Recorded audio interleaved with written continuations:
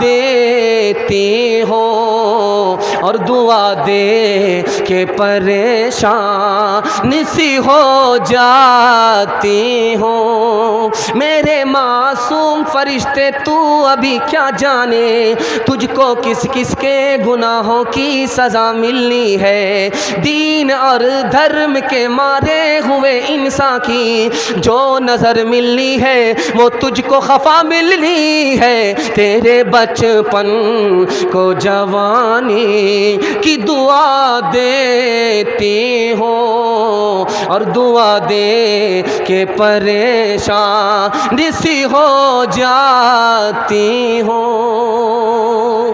دھیان دیجیے گا، عورتوں کے حوالے سے سنا رہا ہوں۔ انشاءاللہ بیوی سے پوچھ کر کے ماں باپ کو خرچہ دیں گے، ہاتھ اٹھائیے۔ بیوی سے پوچھ کر کے ماں باپ کو خرچہ دیں گے، بیوی دینے دے گی خرچہ؟ ذرا دھیان رکھیے گا، دماغ کہاں ہے؟ اس کو میں ٹٹول کر کے اپنے پیغام کو دے رہا ہوں۔ آخری پیغام 3 منٹ میں نکل جائے گا۔ آپ سوچیں گے 3 منٹ کر کے ہم لوگوں کا جنازہ اٹھا دے گا، آپ سے زیادہ ہمگارا پنکچر ہو جائے گا۔ آخری پیغام سنا رہا ہوں، دل کو سے دعا دے کر کے کہ اللہ دین ہمارے سنانے کو، آپ کے سننے کو بے حد قبول فرمائے۔ دھیان سے سنیے گا۔ 3 بیٹی ہے، ایک باپ کو پیغام آیا۔ بڑی والی بیٹی سے باپ نے کہا پیغام آیا ہے جس لڑکے کا اس سے نکاح کرو گی؟ تو بڑی بیٹی کہتی نہیں کریں گے۔ تو باپ نے پوچھا کیوں؟ کہا اس لیے کہ وہ میرا رشتہ دار نہیں ہے اور وہ برابر کا آدمی نہیں ہے، وہ میری غلطی کو پکڑے گا، میری غلطی کو معاف نہیں کرے گا، اس لیے میں نکاح نہیں کروں۔ باپ نے کہا بیٹی، دوسری بیٹی سے کہا بیٹی تم قبول کر لو۔ وہ بیٹی کہتی نہیں، میرے اندر تو ہنر ہے ہی نہیں، عیب ہی عیب ہے، مجھ کو طلاق دے دے گا، معاف نہیں کرے گا، میں رشتہ قبول نہیں کروں گی۔ تیسری بیٹی جو سب سے چھوٹی بیٹی ہے، اس سے باپ نے کہا یہ حارث نام کا نوجوان ہے، تمہارے گھر رشتہ دیا ہے، تم قبول کرو گی؟ تو چھوٹی بیٹی تیار ہو گئی کہ مجھے قبول ہے، یہ رشتہ قبول ہے۔ تو باپ نے پوچھا کہ بیٹی رشتہ کیوں قبول ہے؟ کہ اس لیے قبول ہے کہ میرے پاس صورت بھی ہے، میرے پاس سیرت بھی ہے اور اللہ پر بھروسہ ہے، جو ہونا ہوگا دیکھا جائے گا۔ بیٹی نے رشتہ قبول کر لیا۔ 2 بستی میں جنگ ہو رہی ہے، لڑکی کا رخصتی کا وقت آیا، لڑکی ہاتھ جوڑ کر کے کھڑی ہو گئی، جب تک یہ لڑائی ختم نہیں ہوگی میں سسرال جا نہیں سکتی۔ اب جو شوہر تھا 300 اونٹ لے کر کے دوسری بستی والے کو منانے کے لیے گیا کہ جنگ ختم کرو ورنہ میری بیوی میکے ہی میں رہے گی، سسرال نہیں آئے گی۔ اس بچی کی عقل مندی کو داد دیجئے، شادی کے بعد اس شرط پر رخصت ہو رہی ہے پہلے گھر کا جھگڑا ختم کرو، اس کے بعد ہم تمہارے گھر آئیں گے۔ اس کی وجہ سے 40 سال کی لڑائی ایک دن میں ختم ہو گئی۔ دوسری مثال دے رہا ہوں، دھیان سے اس کو سنیے۔ امراء القیس سردار ہے، ایک آدمی کے ساتھ ہے، 3 سوال کرتا ہے، یہ جو جنازہ جا رہا ہے زندہ کا ہے یا مردہ کا ہے؟ یہ جو کھیتی کھڑی ہے ختم ہو گئی یا باقی ہے؟ تیسرا سوال کرتا تم مجھ کو اٹھاؤ گے یا میں تم کو اٹھاؤں گا؟ تو لڑکی کے باپ نے سوچا کہ یہ عقل سے پیدل لگتا ہے، رانچی سے آیا ہوا ہے، ہاں پاگل لگتا ہے۔ تو اس نے اپنی بیٹی سے کہا کہ دیکھو ایک بیوقوف میرے ساتھ آیا ہے، جنازہ کو دیکھ کر کے کہتا ہے کہ زندہ کا جنازہ ہے یا مردہ کا جنازہ ہے۔ تو بیٹی نے کہا وہ صحیح سوال کیا، اس کا جواب کیا ہوگا؟ وہ یہ پوچھنا چاہ رہا تھا کہ اس مرنے والے کا وارث زندہ ہے کہ نہیں؟ وارث ہے تو یہ آدمی زندہ ہے، وارث نہیں ہے تو یہ آدمی مردہ۔ اب اس کے باپ کو سمجھ میں آیا کہ میری بیٹی پڑھی لکھی ہے، مجھ سے زیادہ پڑھی لکھی۔ کہا کہ وہ جو کھیت کے بارے میں جو پوچھا کہ کھیت ختم ہو گیا یا باقی ہے، وہ سوال بھی صحیح تھا، یعنی اس نے کھیت کو بیچ کر کے پیسہ بنا لیا ہے، کھا لیا ہے، یا ابھی کھیت بیچا نہیں ہے۔ وہ یہ سوال کرنا چاہ رہا تھا، ابا حضور آپ نے اس کو عقل سے پیدل سمجھا، وہ عقل مند آدمی تھا۔ کہا کہ اس نے کہا کہ مجھے تم اٹھاؤ گے یا میں تم کو اٹھاؤں گا؟ یہ سوال بھی اس کا صحیح تھا۔ وہ یہ کہنا چاہ رہا تھا کہ سفر کر رہے ہو، تم قصہ کہانی سناؤ گے یا میں قصہ کہانی سناؤں گا؟ جب تم قصہ کہانی سناؤ گے تو سفر جلدی اٹھے گا، جب تم قصہ کہانی سناؤ گے تو راستہ جلدی کٹے گا۔ یہ مطلب تھا۔ جب اس سردار کو پتا چلا کہ اس گھر میں لڑکی باپ سے بھی زیادہ پڑھی لکھی ہے، اس نے فری میں اس لڑکی سے نکاح کر لیا۔ تیسرا نمونہ آپ کی خدمت میں آ رہا۔ کالا آدمی دروازے پر آیا، دستک دیا، دروازہ کھلا، باپ آیا، کہا کیوں آئے ہو؟ کہا مجھے نبی نے بھیجا ہے۔ کہا کیوں بھیجا ہے؟ تم اپنی بیٹی کا نکاح کر دو میرے ہاتھ۔ کہا تم شکل ذرا آئینے میں دیکھ لو، ہم کبھی بھی اپنی بیٹی کا نکاح تم سے نہیں کریں۔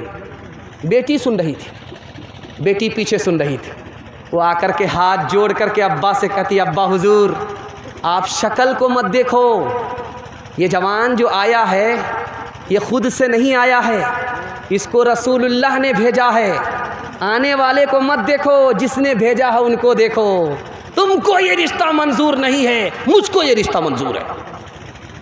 باپ بیٹی کے پاس آیا شادی سے پہلے، کہتا بیٹی میں نے تمہارے لیے رشتہ ڈھونڈ لیا۔ تو بیٹی نے کہا کیا رشتہ ہے؟ کہا سسرال بہت اچھی ہے، ساس سسر بھی بہت اچھے ہیں، شوہر بھی تمہارا بہت مالدار ہے، سونار ہے سونار، تم کو زیور پہنائے گا، سونا پہنائے گا۔ بیٹی خوش نہیں ہے، سر گاڑ لیا۔ باپ نے کہا اتنی اچھی سسرال مل رہی ہے تو خوش نہیں ہے؟ اتنا اچھا شوہر مل رہا مالدار، سونا پہنائے گا تم کو، تم خوش نہیں ہے؟ تو بیٹی کا جواب سنیے، اللہ سب کو ایسی ہونہار بیٹی عطا فرمائے۔ اس نے کہا ابا حضور مجھ کو سونا نہیں چاہیے، نبی کی سنت چاہیے۔ لڑکا کے چہرے پر داڑھی نہیں، جو نبی کی پرواہ نہیں کرتا وہ میری کیا پرواہ کرے گا، مجھے اس کا ایسا لڑکا قبول نہیں ہے۔ آخری نمونہ آپ کی خدمت میں لے کر کے آ رہا ہوں، جس کو دھیان سے سنیے گا۔ لڑکی کو مہندی لگائی جاتی ہے، لڑکی کو اپٹن لگایا جاتا ہے، تو آ کر کے دادی بولتی ہے کہ میری پوتی کتنی اچھی لگ رہی ہے، نانی بول رہی ہے کہ میری نواسی کتنی اچھی لگ رہی ہے، لیکن بیٹی کچھ نہیں بول رہی، مایوس ہے، غم میں ڈوبی ہوئی ہے۔ جانتے ہیں کیوں بیٹی تعریف سے خوش نہیں ہے؟ کیوں؟ دو وجہ سے۔ ایک تو یہ ہے کہ میکے چھٹ رہا ہے، سسرال جا رہی ہے، ایک تو اس کا غم ہے۔ دوسرا غم یہ ہے کہ نانی تعریف کر رہی ہے، دادی تعریف کر رہی ہے، ان کی تعریف سے کیا ہونے والا ہے؟ میں جس کی بیوی بننے والی ہوں وہ شوہر تعریف کرے گا تب قابل تعریف ہے۔ آخری نمونہ آپ کی خدمت میں لے کر کے آ رہا ہوں، دھیان سے اس کو سنیے گا۔ شہر میں پیر صاحب آئے، عورت کو پتہ کرنا تھا کہ اصلی پیر ہے یا جعلی پیر ہے۔ تو پیر صاحب سے کہا کہ پیر صاحب اصلی پیر ہو یا جعلی پیر ہو؟ تو پیر صاحب نے سر اٹھا کر کے کہا کہ میں 1 نمبر کا پیر ہوں، 2 نمبر پیر نہیں ہوں، بیٹھتا یہاں ہوں، مدینہ دیکھ لیتا ہوں۔ تو عورت نے کہا ابھی 2 منٹ میں پتہ چل جائے۔ دسترخوان بچھا دیا، بھات لا کر کے رکھ دیا، ترکاری بھات میں چھپا دیا، چاول میں ترکاری چھپا دی۔ کہا پیر صاحب کھانا کھائیے۔ کہا بہت بدتمیز عورت ہے، سالن تو دیا نہیں، روکھا سوکھا کیسے کھایا جائے گا؟ تو عورت نے کہا کہ آپ 2 نمبر کے پیر ہو، بیٹھتے یہاں ہو، مدینہ نظر آتا ہے، بھات میں ترکاری چھپی ہوئی ہے، نظر نہیں آ رہی ہے۔ حسن صورت چند روزہ، حسن سیرت مستقل،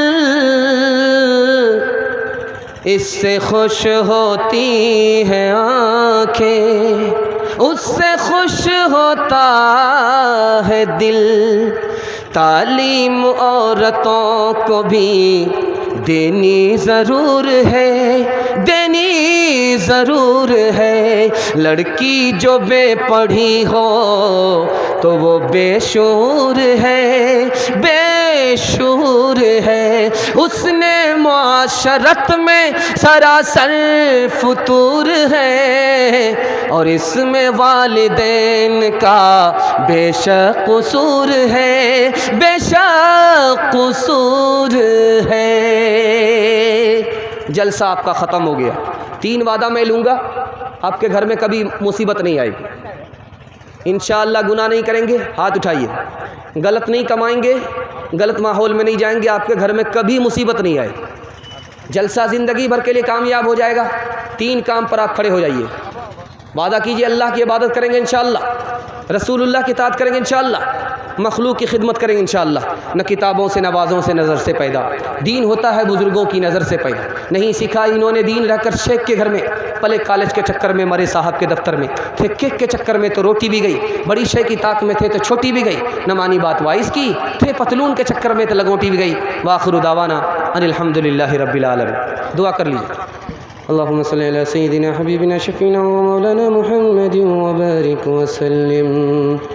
ربنا آتنا في الدنيا حسنة وفي الآخرة حسنة وقنا عذاب النار اللهم من أحييته منا فأحيه على الإسلام ومن توفيته منا فتوفه على الإيمان. اے اللہ جس مسجد کا جلسہ ہے اس مسجد کو قبول فرما، اس مسجد کو سجدے سے چندے سے دونوں سے آباد فرما، مبارکباد فرما. اس مسجد کی عظمت کو، الفت کو، عقیدت کو لوگوں کے دلوں میں داخل اور شامل فرما. اس مسجد کی رحمت کو، برکت کو پوری بستی پر تقسیم فرما، پوری بستی کو مسجد کی رحمت برکت سے محروم نہ فرما. اے ہمارے پروردگار، بڑی تعداد میں ہمارے بوڑھے ہاتھ اٹھائے ہوئے، سفید بال کی لاج رکھتے ہوئے ان کی عمر میں خوب خوب برکت عطا فرما، ان کا سایہ تادیر قائم فرما، موت سے پہلے کلمہ اور ایمان پر خاتمہ نصیب فرما. اے ہمارے پروردگار، بڑی تعداد میں ہمارے جوان ہیں، ان کو جائز روزگار عطا فرما، دین دنی رات چگنی ترقی عطا فرما، دین کا حافظ، دین کا محافظ بنا، دنیا کی شرافت اور آخرت کی عزت سے مالا مال فرما. بڑی تعداد میں پردہ میں ہماری ماں اور بہنیں ہیں. اے ہمارے پروردگار، ان کے لیے قبولیت کی گھڑی میں ہم دعا کرتے ہیں، ان کے ایمان کی حفاظت فرما، ان کی آبرو کی حفاظت فرما.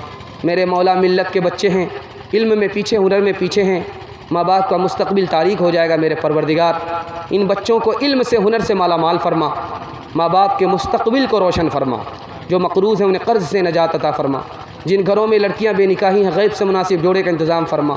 جو بے روزگار ہیں انہیں جائز روزگار عطا فرما. جو ناجائز مقدمے میں گھرے ہوئے انہیں رہائی نصیب فرما. جو پریشان حال ہے ان کی پریشانی کو دور فرما. جو بیمار ہیں انہیں شفا عطا فرما. جو مقروض ہیں انہیں قرض سے نجات عطا فرما. دین کی حفاظت فرما، جان کی حفاظت فرما، عقل کی حفاظت فرما، نسل کی حفاظت فرما، مال کی حفاظت فرما. ملک، قوم، مذہب کی بھرپور حفاظت فرما. آسمانی بلاؤں سے، زمینی آفتوں سے ہم سب کی حفاظت فرما. اے ہمارے پروردگار، ہم سب کے حق میں خیر کے فیصلے فرما، رسوائی اور ذلت کے فیصلے نہ فرما. جو مانگا ہے وہ بھی عطا فرما، جو مانگنے سے رہ گیا وہ بھی عطا فرما، مانگنے سے زیادہ عطا فرما. ربنا تقبل منا انك انت السميع العليم وتب علينا انك انت التواب الرحيم. وصلى